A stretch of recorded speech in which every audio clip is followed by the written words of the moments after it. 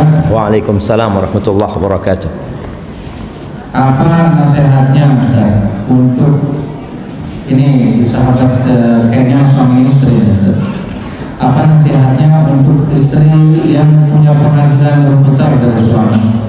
Insyaallah. Atau istri yang lebih kaya dari suami? Bagaimana seharusnya istri bersikap kepada suaminya? Dan apa hukumnya kalau kesibukannya atau dalam pekerjaannya atau karirnya itu atau bisnisnya itu merupakan tugas utamanya kepada suaminya? Jazakallahu khairan. Masya Allah. Jamaah, tajri riyah bima la tashtahi sufun. Terkadang angin bertiup tidak sesuai dengan keinginan nelayan. Seorang suami yang dapat istri lebih kaya, nasihat ana yang pertama, koreksi niatnya. Waktu nikah itu tujuannya apa? Karena ada cerita Sufyan Ats-Tsauri, itu Sufyan bin Uyainah. Iya, Sufyan bin Uyainah. Bagaimana dia mendapatin salah satu saudaranya menikah karena ingin lebih kaya lagi. Maka dia cari istri yang kaya. Akhirnya dia hidup terhinakan. Karena niatnya awal sudah harta. Maka hendaklah yang seperti itu mengkoreksi niat. Kalau niatnya dia bukan karena dunia, insya Allah aman. Karena dia melihat istrinya itu dari sisi agamanya, bukan dari sisi kekayaannya. Antum lihat Rasulullah SAW ketika menikah dengan Khadijah, siapa yang lebih kaya? Khadijah radhiyallahu ta'ala anha. Bahkan Nabi Muhammad alaihi salatu wasallam kerja sama Khadijah. Tapi karena Nabi alaihissalatu wasallam menikahin Khadijah bukan karena hartanya, tapi karena kebaikan perempuan itu. Kita lihat Khadijah itu nggak pernah ngomong ana. Saya yang lebih kaya, saya punya ini. Sampai ketika Rasulullah sallallahu alaihi wasallam turun dari gua Hira dalam kondisi ketakutan. Kemudian Nabi berkata, dathiruni au zammiluni alaihi salatu wassalam. Beliau minta untuk diselimutin. Itu diselimutin sama Khadijah radhiyallahu ta'ala anha. Dan Khadijah diam menunggu Nabi sampai tenang. Setelah itu baru Khadijah mengatakan, kalla wallahi, demi Allah nggak mungkin Allah akan menghinakanmu. Innaka la tasilur rahim, engkau orang yang pandai menyambung rahim. La tasduqul hadith, engkau orang yang jujur kalau bicara. Wa taqsibul ma'dum, engkau orang yang suka memberi menolong orang lain. Itu disebutkan kebaikan-kebaikan Nabi alaihi salatu wasallam. Khadijah sama sekali tidak menyebut dirinya. Maka ini buat suami yang menikah dapat istri lebih kaya, coba dilihat kenapa engkau menikahin dia. Kalau ternyata engkau menikahin dia gara-gara hartanya, ditakutkan engkau akan terhinakan. Tapi kalau enggak Ustaz. Istri anak-anak ketika menikah karena agamanya, insya Allah aman. Nah, bagi para istri yang dikasih rezeki lebih banyak daripada suaminya, hendaklah dia tahu diri. Yang jadi pemimpin siapa? Suaminya. Dan dia bisa bekerja karena suaminya. Ini camkan. Artinya seorang istri bisa keluar rumah bekerja karena dapat izin dari suaminya. Kalau suami mengatakan nggak boleh, nggak boleh. Makanya perempuan yang bekerja tanpa izin dari suaminya durhaka sama suaminya. Padahal surganya seorang istri adalah suaminya. Maka adalah seorang istri tahu diri. Walaupun dia dapat uang lebih banyak, kerjanya lebih bagus, tapi dia tahu, aku bisa seperti ini bang karena abang ngasih izin. Kalau enggak, aku akan tetap di rumah. Itu istri yang soleha. Jadi tetap menjaga posisi masing-masing, siapa pemimpin dan siapa anak buah. Allah Azza wa Jalla mengatakan ar-rijalu qawwamuna 'alan nisa. Ar-rijal, lelaki-lelaki itu Allah angkat pemimpin atas kaum wanita. Rasulullah SAW pernah bertanya kepada seorang sahabat wanita. Dia itu curhat sama Nabi SAW. Setelah selesai urusannya, Nabi bertanya kepada perempuan ini, alaihi salatu wassalam, adzatu zaujin anti? Apakah engkau memiliki suami? Kata perempuan ini, ajal ya Rasulullah, iya, aku punya suami. Kaifa anti lahu? Gimana sikapmu kepada suamimu? La alu illa ma'ajiz. Aku selalu menservis dia, melayani dia, tidak pernah mensia-siakan dia kecuali aku nggak mampu. Lalu Nabi mengatakan, unduri aina anti lahu fa innama huwa jannatuki au naruki. Lihat bagaimana sikapmu kepada suamimu. Suamimu itu surgamu atau nerakamu. Maka buat para wanita, tujuan berumah tangga itu ingin mendapatkan sakinah, bukan mendapatkan harta. Sakinah, kedamaian. Makanya kadangkala orang kaya belum tentu damai hidupnya. Hartanya banyak. Anak kadangkala kalau dengar cerita dari anak-anaknya orang kaya, kesian. Dia ngelihat bapak ibunya ribut terus. Anak-anaknya kalau keluar rumah seakan-akan orang paling seneng hidupnya, padahal dia merasa seperti di neraka. Karena apa? Karena sang ibu suka menentang perintah ayahnya, ayahnya juga zalim sama ibunya. Maka nasihat anak buat para wanita yang dikasih rezeki lebih oleh Allah, tetap memposisikan dirinya, bang, mas, anak tetap istri, engkau suami, engkau nahkoda. Dan para suami tolong tetap memberikan nafkah kepada istrinya. Jangan karena istri punya penghasilan kemudian dia makasih nafkah, udahlah duitmu itu habisin sudah. Enggak, tetap kewajiban suami memberikan nafkah. Barakallahu fikum. Barakallahu fikum Ustaz. Pertanyaan selanjutnya, Ustaz, bagaimana menyikapi orang-orang yang hanya ingin bersahabat atau berkawan dengan kita atau seseorang karena faktor kepentingan, misalnya karena orang tersebut memiliki harta atau pintar atau terkenal dan sebagainya, tapi memandang sebelah mata orang sebaliknya. Nah, tadi yang disampaikan oleh Abdullah bin Abbas radhiyallahu anhu, kebanyakan pertemanan orang-orang itu dibangun di atas kepentingan. Itu yang katanya la yujdi syai'an, nggak ada gunanya.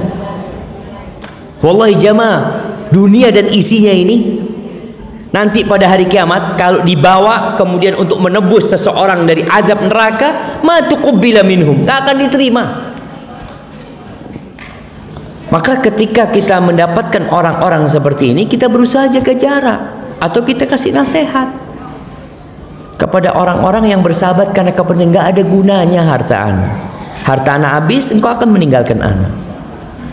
Dan seorang muslim itu watawasau bil haq, senantiasa berwasiat dalam kebaikan, kebenaran. Kita lihat kawan kita salah, makanya kenapa tadi Anda sampaikan, kalau mau berkawan itu milih yang seperti ini, seperti ini, seperti ini, seperti ini, seperti itu. Karena sejatinya harta ini la yanfa'. Kalau kita lihat para sahabat Nabi, miskin, sama-sama miskin. Ada sahabat Nabi yang dikenal dengan Abul Masakin, bapaknya orang-orang miskin. Siapa? Siapa sahabat Nabi yang dikenal dengan Abul Masakin? Jamaah. Abu Hurairah. Hampir betul, salah tapi. Nah, Ja'far bin Abi Thalib, Masya Allah. Nah, hadiahnya di bawah sana. Ja'far bin Abi Thalib. Ja'far ini subhanallah, orang miskin itu cinta sama dia. Ja'far bukan orang kaya, jemaah, tapi dia peduli sama orang miskin. Sampai pernah orang miskin itu diundang ke rumahnya Ja'far, nggak ada makanan di rumahnya Ja'far. Ada madu, tapi madunya udah habis. Madunya udah habis. Dulu madu itu kan wadahnya kayak dari keramik gitu ya, bukan keramik apa? Guci. Dari tanah itu. Itu madu Arab itu lengket ya. Nggak seperti madu Indonesia. Itu sama Ja'far dihancurin gucinya, lempengannya itu dibagikan. Jadi orang-orang itu pada makan pecahan guci itu jemaah. Sampai seperti itu. Jadi mereka berkawan bukan karena harta, tapi karena iman jemaah. Dan sekali lagi tadi kita sampaikan fadilah orang yang berkawan karena Allah, Allah akan cinta sama dia. Hadza wallahu a'lam bissawab. Barakallahu fiik ya Ustaz. Pertanyaan selanjutnya ini sedikit berkaitan. Assalamualaikum Ustaz. Waalaikumsalam warahmatullahi. Apabila ada suatu pengajian yang didasari kepentingan organisasi misalnya, sehingga apabila ada jemaah yang tidak sepaham akan dijauhkan, bagaimana kita harus bersikap? Haruskah kita keluar dari pengajian itu atau tidak?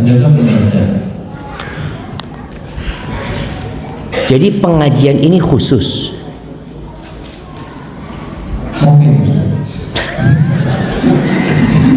Karena bukan bertanya. Iya. Iya jemaah. Yang pertama kita tahu kita diperintahkan untuk menuntut ilmu. Dan di masa sekarang ini kita melihat banyak kelompok-kelompok, banyak sekte-sekte, banyak golongan-golongan yang mungkin besok kita akan membahas bagaimana berpegang teguh dengan sunnah Nabi Muhammad SAW. Sehingga ada orang yang memang nggak suka gitu kalau ada orang lain masuk ke sana. Mungkin kajiannya itu khusus untuk anggota, karena ada sesuatu yang mungkin mereka sembunyikan. Dan kajian Islam itu seharusnya untuk umum, nggak ada yang disembunyikan. Jadi kalau bicara kajian itu umum. Sehingga kalau kita lihat di kajian kita hari ini live, jadi siapa yang mau ngikutin, tafadhol ngikutin. Tapi kalau kajian itu khusus tertutup, kita harus berhati-hati. Takut mereka kelompok yang ada maksud tertentu. Makanya dulu disebutkan oleh Al-Lalikai dalam kitabnya Syariah, sebuah riwayat, kalau engkau melihat orang berkumpul di satu tempat, yang lainnya nggak diajak dikumpul, dan mereka sembunyikan sesuatu, maka hati-hati. Bisa jadi mereka sedang ya bermakar atau ingin sebuah kejahatan. Hadza wallahu a'lam bissawab. Ana nggak tahu jawaban ana sesuai dengan pertanyaan apa enggak jawab. Jadi intinya itu pengajiannya lillah. Umumnya itu artinya kita ketika kajian itu harus benar-benar lillah, bukan mengajak kepada kelompok, bukan mengajak kepada ormas, bukan mengajak kepada golongan. Makanya Allah mengatakan kepada Nabi alaihissalatu wassalam, ud'u ila sabili rabbik. Ajaklah orang kemana? Ke jalan Allah azza wajalla. Bukan kepada kelompokmu, bukan kepada golonganmu. Tapi kalau kita sudah melihat ini mengajak kepada kelompok, sudah. Kita perlu berhati-hati. Hadza wallahu a'lam. Pertanyaan selanjutnya Ustaz. Assalamualaikum Ustaz. Waalaikumsalam. Apakah suami dan istri akan bersatu di surga kelak? Kedua, apa perbedaan jodoh di dunia dan di akhirat?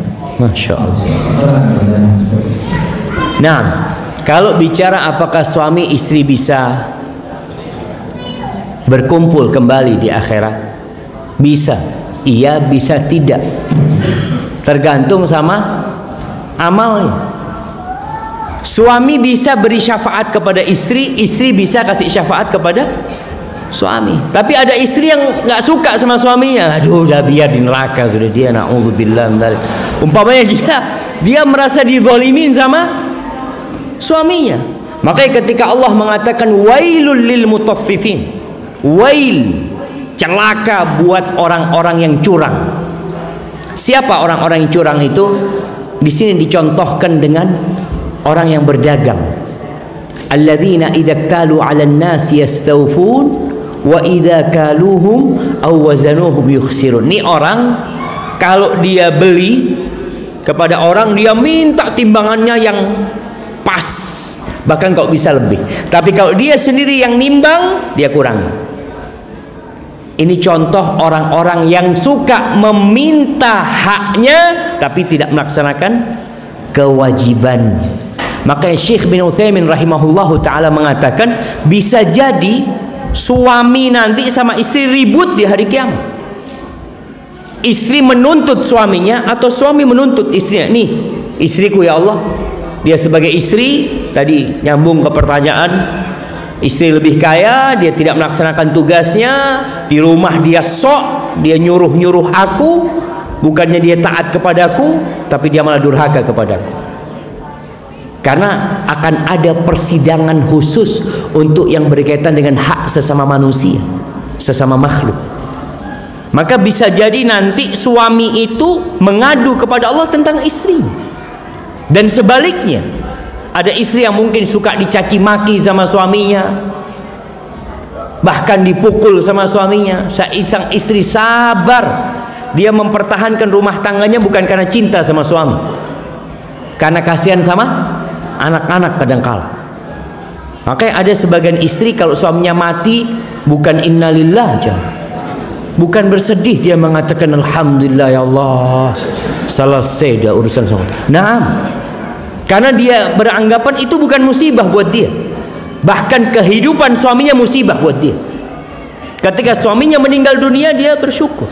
Begitu pula ada suami mungkin yang nunggu istriku kok nggak mati-mati, kata dia. Dia ingin ganti istri, mungkin cuma susah.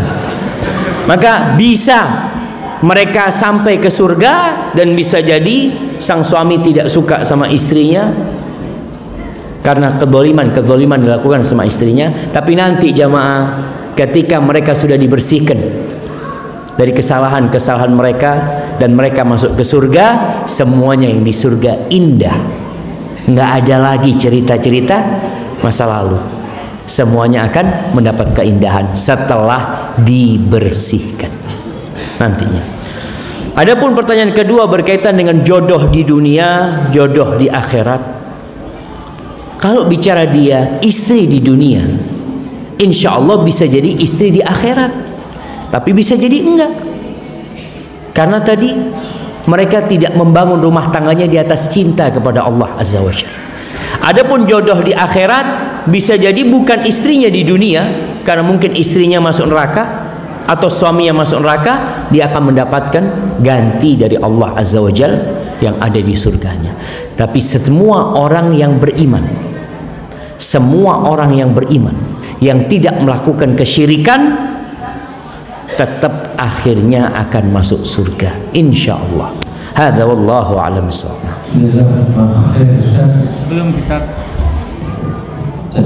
Sebelum kita lanjutkan pertanyaan, mohon kepada anak-anak yang di atas untuk sedikit volumenya diperkecil. Bukan anak-anak, orang tuanya. Anak-anak. Nah, pertanyaan selanjutnya, Ustaz, kita hidup di negara bukan Islam. Mungkin tamu Ustaz, ya. Kita hidup di negara bukan Islam. Bagaimana cara bertetangga dengan orang bukan Islam? Apakah kita harus datang ke acara-acara mereka? Seberapa jauh kriteria kebaikan kita terhadap mereka? Akhlak bagaimana yang sebaiknya kita tunjukkan kepada mereka? Masya Allah jemaah ya. Ya, kita baru saja melewatin masa-masa teruk, masa-masa yang sulit ya. Setiap akhir tahun itu selalu ada keributan tentang urusan Christmas dan tahun baru. Nataru ya. Natal dan tahun baru selalu ribut, dan itu menunjukkan dinamika Islam. Artinya umat Islam terus belajar, terus mengkaji.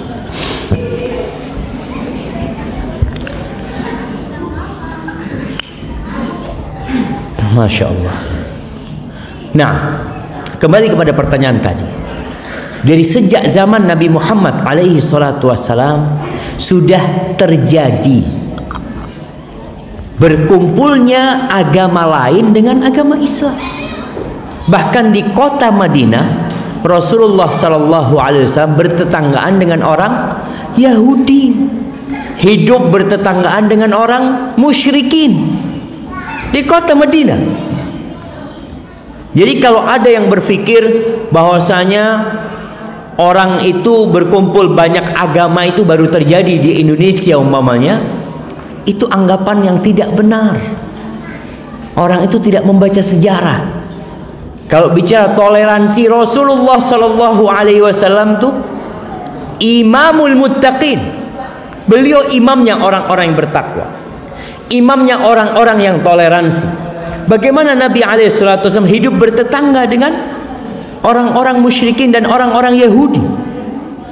Maka beliau menjaga hubungan baik dengan tetangga. Beliau tetap berbagi dengan tetangganya. Bahkan subhanallah, Abdullah bin Amr bin As, ketika lagi pembantunya lagi motong kambing, apa kata Abdullah bin Amr bin As? Idza faraghta, kalau sudah selesai engkau potong-potong, bagikan. Fabda bijarinal Yahudi. Yang pertama engkau kasih tetangga kita yang Yahudi, bukan yang Muslim, jemaah. Kenapa? Karena dia takut anak buahnya ini, pembantunya ini nggak memikirkan itu. Maka dia langsung tekankan, mulai dengan tetangga kita yang Yahudi. Itu tamu-tamunya ketika dengar itu bingung.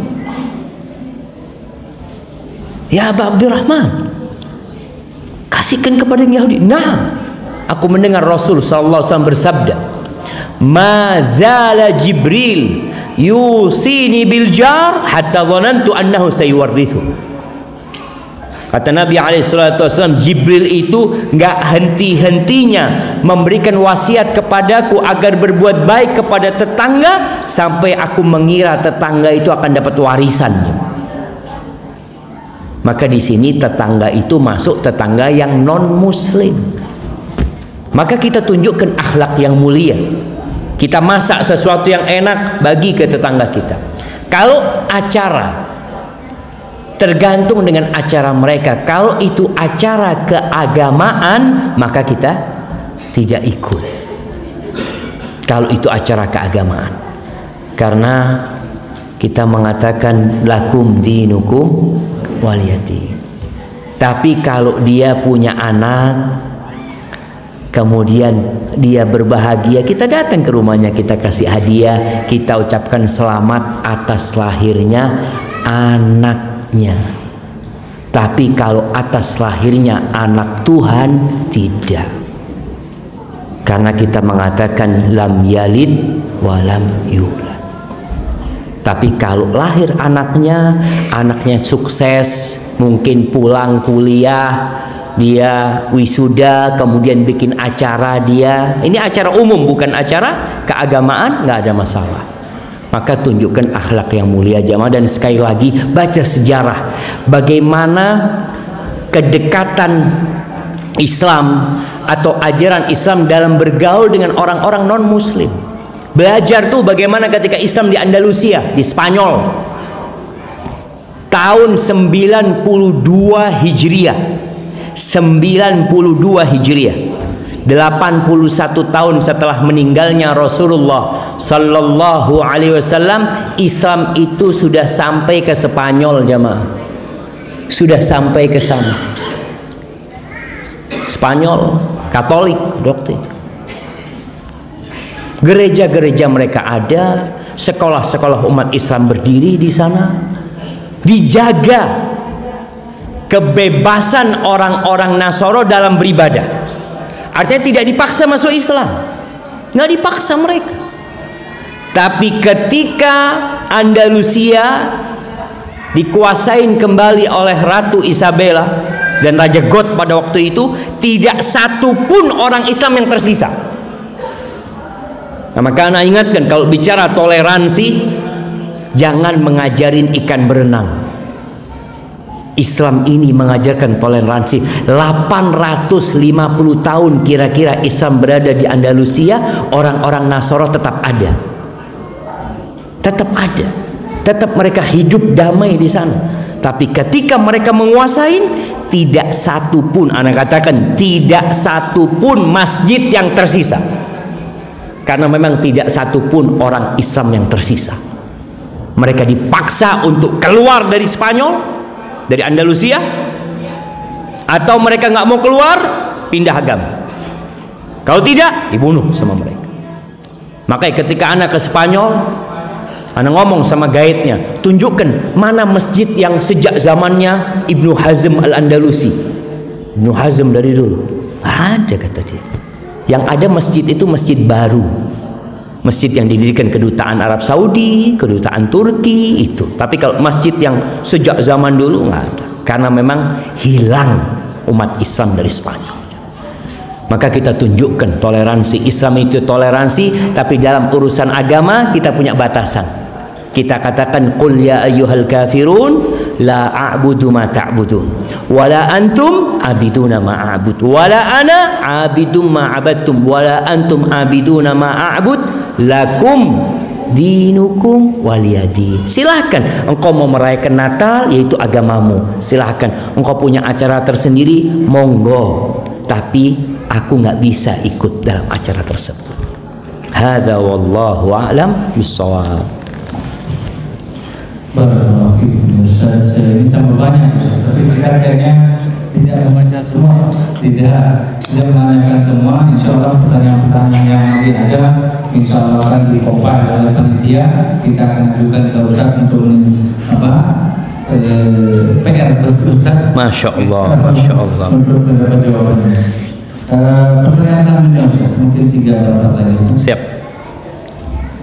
Sejauh apa kita memperjuangkan sahabat kita untuk kembali ke jalan Allah? Sahabat saya ini yang murtad, untuk memperjuangkan pernikahannya. Allahu Akbar, Allahu Akbar. Iya. Di masa Umar bin Khattab radhiyallahu anhu, ada satu orang dari Syam yang biasa datang ke Madinah, duduk di majelisnya Umar bin Khattab, kemudian nggak kelihatan. Umar bertanya, Fulan mana Fulan? Lalu cerita, Fulan udah berubah sekarang. Kesian dia udah nggak ngaji lagi, udah macam-macam. Akhirnya Umar panggil sekretarisnya, tulis surat kepada dia.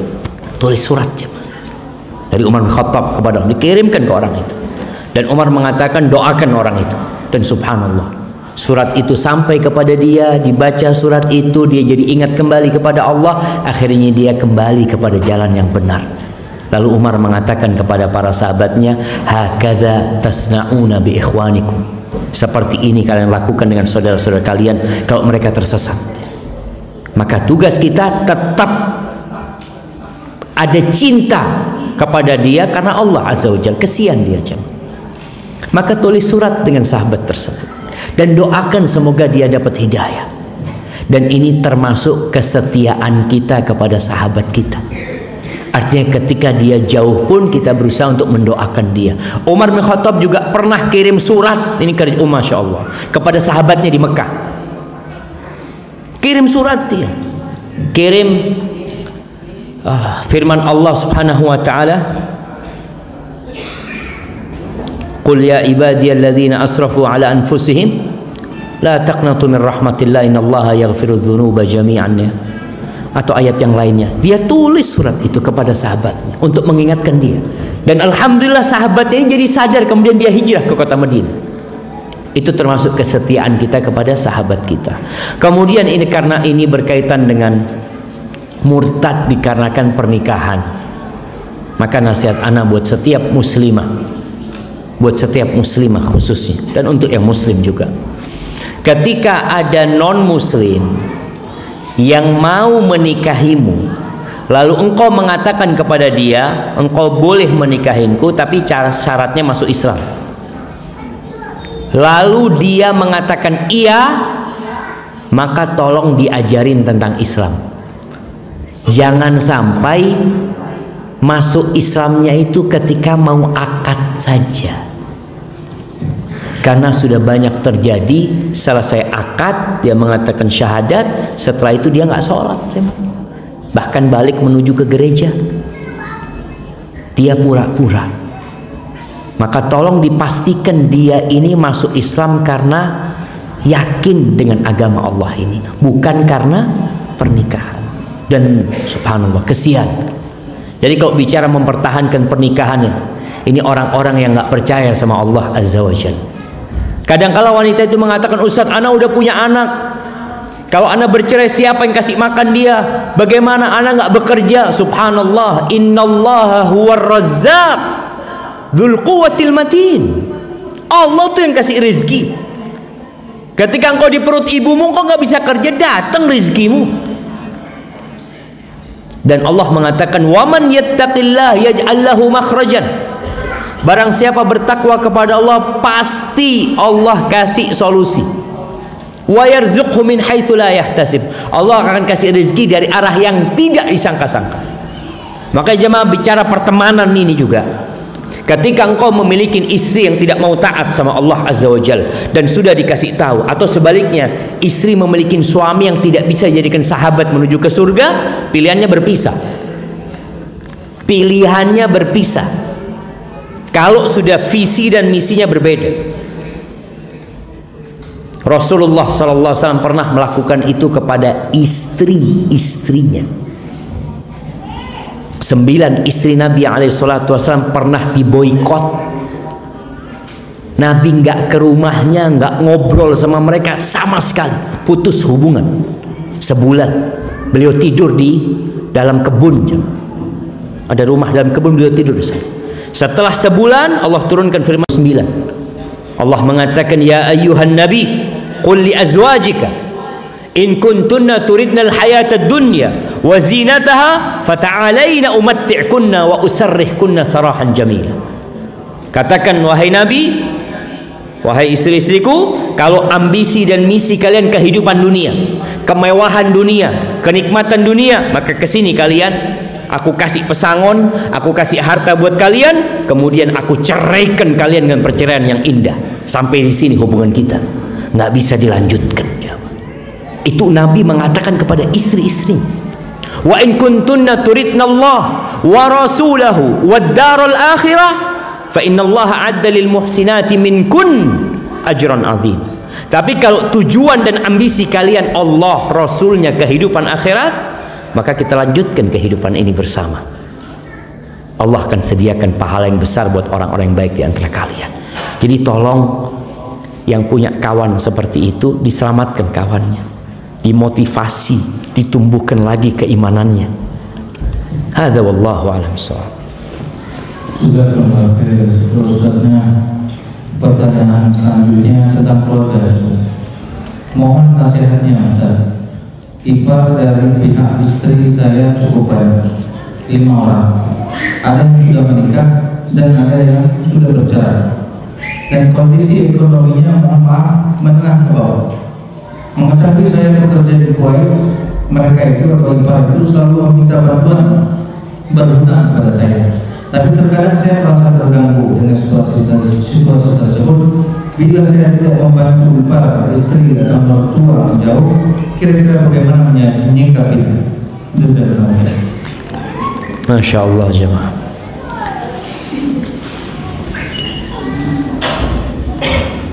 Rasul sallallahu alaihi wasallam, beliau itu menyuruh kita untuk berbuat baik kepada siapa saja, apalagi kepada kerabat kita, kerabat dari keluarga kita sendiri, kerabat dari keluarga istri. Maka seorang muslim hendaklah berbagi dengan harta yang dia miliki. Kalau dikatakan tadi mereka ini ada yang sudah menikah, ada yang sudah bercerai, kondisi ekonominya susah, maka ini jadikan kesempatan untuk berdakwah. Bukan hanya kasih harta, juga kasih ilmu buat mereka. Karena banyak orang yang jauh dari sentuhan agama. Dan Rasulullah SAW juga memanfaatkan harta ini untuk menyampaikan agama Allah. Kalau dikatakan tadi, kalau antum nggak mampu ya nggak bisa bantu. Tapi kalau mampu, bantu. Nasihat ana bantu. Jangan terbebani kecuali antum tidak mampu. Kalau tidak mampu, kata Allah Azza wa Jal, fattaqullaha mastata'tum. Bertakwalah kepada Allah sesuai dengan kemampuan kalian.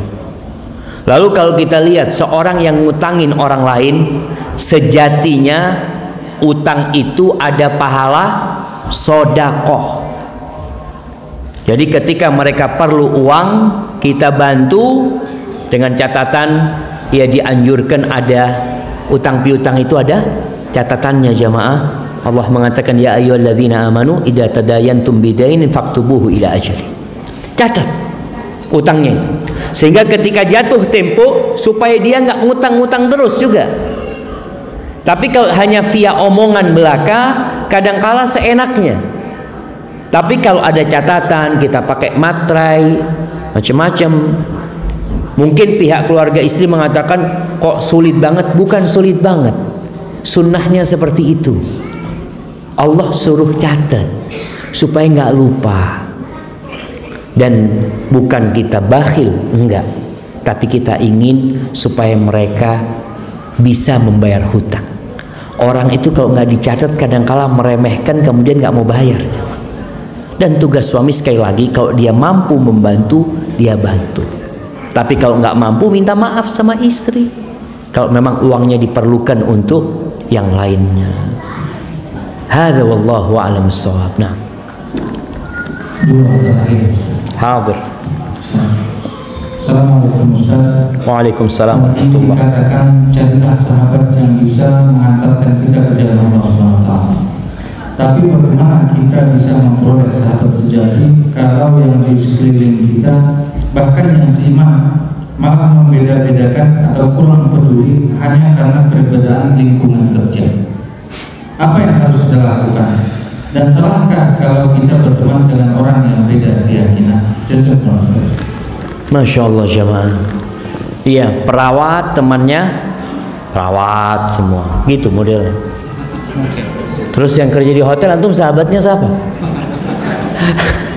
Yang kerja di catering sama yang catering, yang insinyur sama insinyur. Tadi kita sampaikan, kebanyakan orang bersahabat itu karena hobi, karena kebiasaan, karena pekerjaan. Jarang yang persahabatannya karena Allah Azza wa Jalla.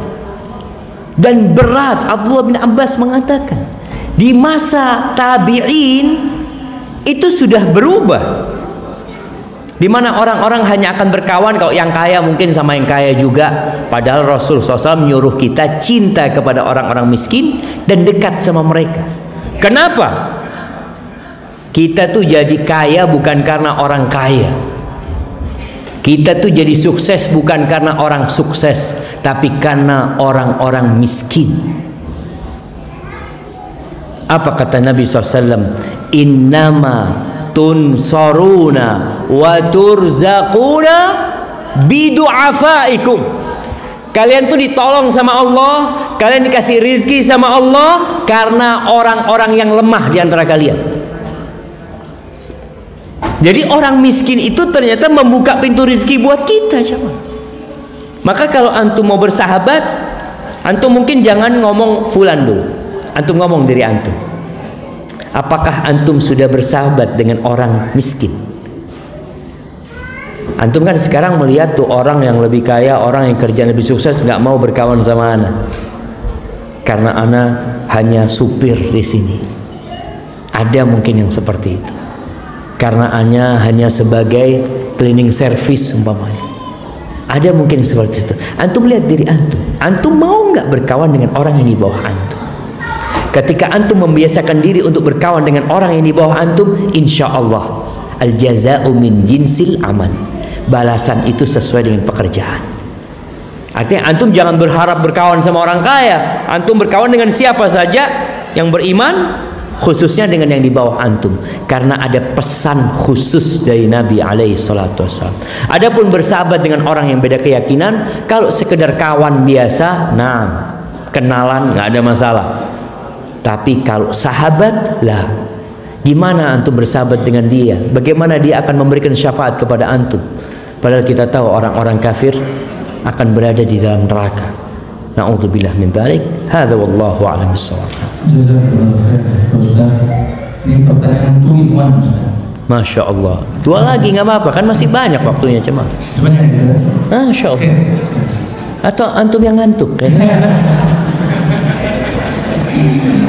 Siap, Ustaz. Ya, siap, Ustaz. Assalamualaikum, Ustaz. Saya mau bertanya. Si A, bukan Alex, si A aja. Syiah. Si A. Oh, si A. Si A. Fulan gitu loh. Fulan. Itu melakukan sesuatu yang menyakitkan kepada si B.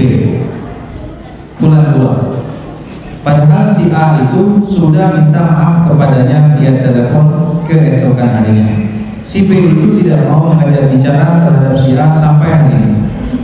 Bahkan ketika ada perkumpulan berkawan-kawan atau bersama kawan-kawan, sama seperti yang dilakukan, tidak berbicara juga sampai hari ini juga. Bagaimana solusinya?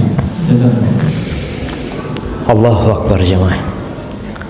Rasulullah sallallahu alaihi wasallam mengatakan, la yahillu li muslimin ay yahjura akhahu fawqa thalathin. Tidak halal bagi seorang muslim untuk memboikot saudaranya, untuk tidak bertegur sapa dengan saudaranya lebih dari 3 hari. Artinya kalau mau sakit hati boleh, tapi batasnya 3 hari. Makanya kalau langsung hari itu minta maaf, kadang-kala memang nggak diterima cuma. Kita juga harus tahu. Kita ngelakuin kesalahan kepada fulan, kita minta maaf waktu itu dia nggak mau, karena sedang emosi. Tunggu 2 hari, tunggu hari ketiga datang minta maaf. Kadang-kala nggak bisa minta maaf langsung, perlu pakai mediator, karena dia nggak mau dengerin kita. Maka cari mediator. Ada usaha dari kita untuk memperbaiki hubungan ini. Dan buat orang-orang yang menyimpan dendam, apa enaknya kalau di tangan kita ini ada duri? Kita kemasukan duri, kita akan berusaha untuk mengeluarkan duri tersebut. Kadang-kala sampai operasi, nggak apa-apa, yang penting duri ini harus keluar. Kenapa sakit duri ini? Gimana kalau durinya itu di hati, di jantung itu ada duri? Perasaan sakit hati tadi kepada saudaranya. Dan orang yang menyimpan dengki dan tidak bertegur sapa dengan saudaranya. Kata Rasulullah sallallahu alaihi wasallam, setiap hari Senin dan Kemis itu diangkat amalan hamba, diampuni buat setiap orang yang beriman, kecuali untuk 2 orang. Satu orang musyrik, yang kedua musyahin, orang yang menyimpan dendam sama saudaranya, yang tidak mau memaafkan saudaranya yang lagi bertikai. Fayuqalu, maka dikatakan kepada malaikat yang mencatat ini, anziru lihadain hatta yastaliha. 2 orang ini jangan diangkat amalannya, jangan dihapuskan dosanya sampai 2 orang ini bertegur sapa. Jadi ada orang yang beramal bertahun-tahun, gara-gara dia tidak bertegur sapa dengan saudaranya, dosanya nggak diampuni, amalannya nggak diangkat. Jadi nggak ringan urusannya jamaah, nggak ringan urusannya. Antum sakit hati, dia berbuat salah. Nah, siapa yang tidak berbuat salah? Kita tuh tiap hari berbuat salah sama Allah Azza wa Jalla, dan kita terus minta maaf.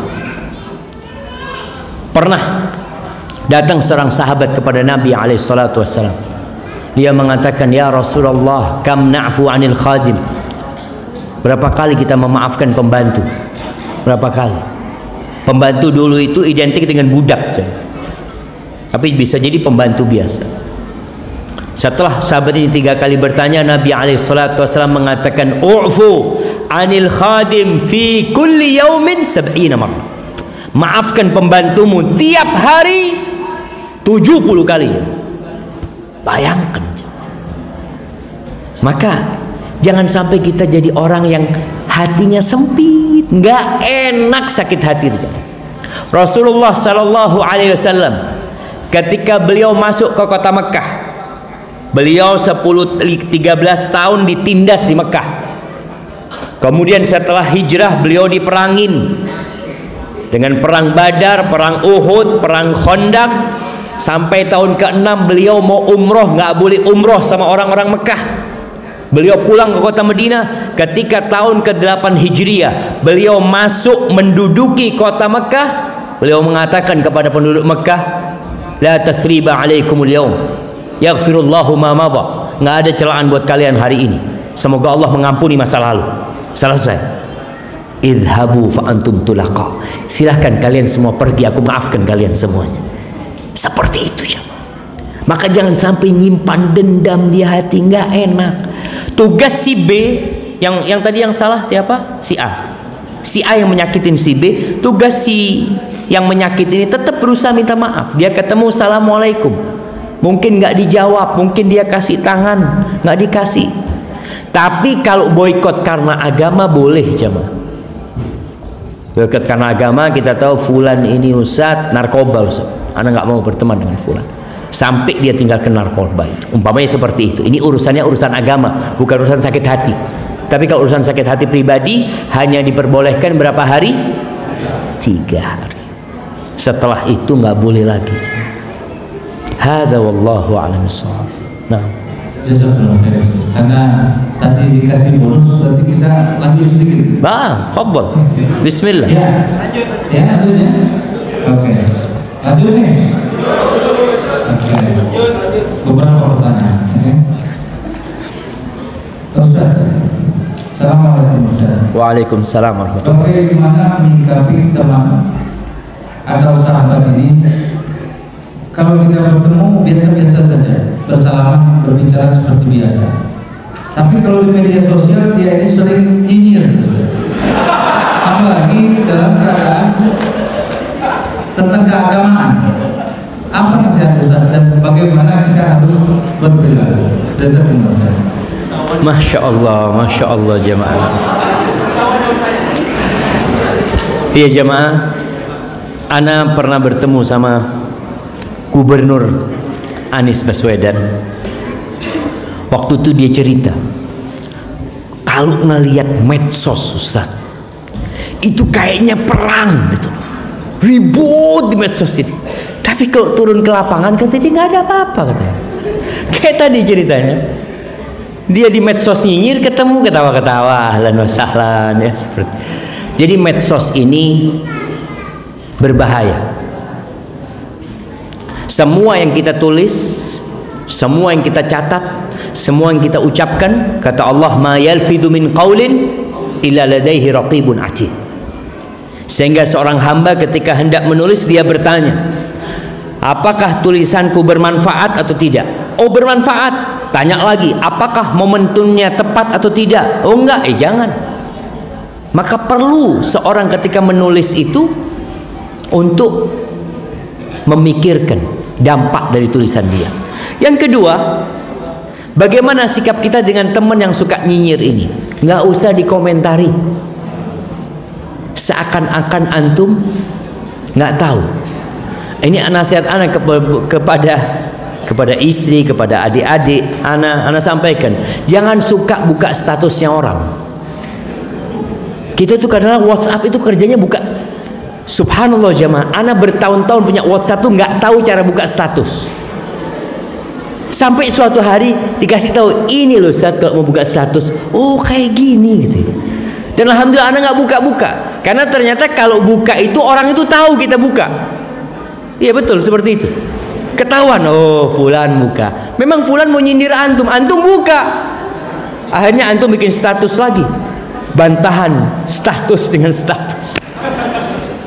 Itu bikin sakit hati. Rasulullah sallallahu alaihi wasallam mengatakan, nah, sabda Nabi alaihi salatu wasallam, man kana yu'minu billahi wal yaumil akhir falyaqul khairan aw liyasmut. Barang siapa yang beriman kepada Allah dan hari akhir, hendaklah dia berucap yang baik atau diam. Dan nyinyiran ini jamaah, tulisan-tulisan yang mungkin nggak baik itu, kalau dibiarkan tidak dikomentari akan mati. Tapi kalau kita menanggapin akan tambah panas. Maka Imam Syafi'i, beliau pernah mengatakan, "Ma nadhartu aliman illa ghalab." Aku nggak pernah debat sama orang pinter kecuali aku bisa menyelesaikan urusan sama dia, mengalahkan. Tapi tidak pernah aku berdialog dengan orang bodoh kecuali aku kalah. Lalu muncullah ucapan, "Idza nataqas safihu fala tujibhu, fa khairun min ijabatihi sukutu. In kallamtahu farajta anhu, wa in khallaitahu kamadan yamutu." Kalau orang bodoh berbicara jangan ditanggepin. Fala tujibhu. Jawaban yang paling tepat adalah diam. Kalau engkau tanggepin dia senang, bahagia dia. Tapi kalau engkau diam, dia mati penasaran. Kenapa kok nggak dibuka status sana ya sama fulan ya? Dia mati penasaran coba. Maka nasihat ana, jangan suka buka status orang, jangan suka kasih komentar kecuali yang positif. Hadza wallahu a'lam bishawab. Jazakallahu khair. Ustaznya tambahan Terakhir ini udah. Masih tentang persahabatan. Nah, saya punya teman yang merasa dirinya lebih berilmu dari orang lain, sehingga dia tidak pernah mau datang ke majelis ilmu atau majelis ta'lim. Bagaimana caranya saya untuk mengajak agar dia mau untuk datang ke majelis ilmu? barakallahu fiikum jamaah. Ya, kalau bicara nuntut ilmu ini, kemarin kita sampaikan hadiahnya masih ada tuh. Dunia ini terlaknat, ya, kecuali 3 hal. Siapa yang mau jawab? Yang tidak terlaknat dari dunia ini. Nah, zikrullah. Terus 3. Oh 3, 1 jawabannya jemaah. Nah ini kalau sudah ngantuk mulai kayak gitu jemaah. Pertanyaannya 3, jawabannya 1 jemaah. Nah, fadhal. Ya, belakang. Berdiri. Berdiri. Asweman.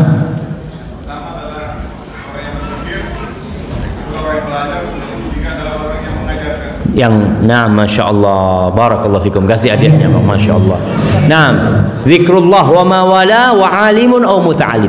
Jadi tetap kita harus belajar dan menuntut ilmu jamaah. Lalu kalau tadi bagaimana menasehatin orang ini yang sudah merasa berilmu? Ya kita aja dia, paling enggak antum dapat barokahnya majelis ilmu.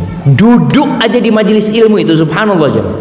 Itu bagaimana malaikat-malaikat yang datang ke majelis ilmu, dia itu nanti laporan sama Allah Subhanahu wa taala. Kemudian Allah mengatakan kepada malaikatnya, "Ushidukum anni qad ghafartu lahu." Aku saksikan kalian bahwa aku sudah ngampunin tuh orang-orang yang datang ke majelis ilmu. Lalu malaikat itu mengatakan, "Ya Rabbi, di situ ada orang yang ya cuma lewat aja dia. Dia bukan orang yang ngaji tekun, enggak, dia cuma lewat aja pas duduk di sana." Iya, buat yang dia juga diampuni dosanya. Humul qaum la yashqa bihim jalisu. Tuh orang-orang yang duduk dengan para penuntut ilmu nggak akan pernah sengsara. Maka kita sekedar ngomong sama dia, paling nggak kita dapatlah rahmat Allah yang turun, sakinahnya dapat, malaikat-malaikat masya Allah datang di sana dan disebut-sebut sama Allah Subhanahu wa taala. Jadi bukan belajar mengatakan kepada dia, kamu ilmunya masih sedikit, nuntut lagi, enggak. Kita ajak dia dari sisi untuk mendapatkan berkah majelis ilmu. Hadza wallahu a'lam bishawab. Itu yang bisa saya sampaikan. Apabila yang saya sampaikan benar itu dari Allah Azza wa Jal, kalau ada yang salah dan kurang berkenan itu dari diri anak pribadi. Allah dan Rasulnya terbebas dari kesalahan itu. Ana serahkan kepada Abu Rafa.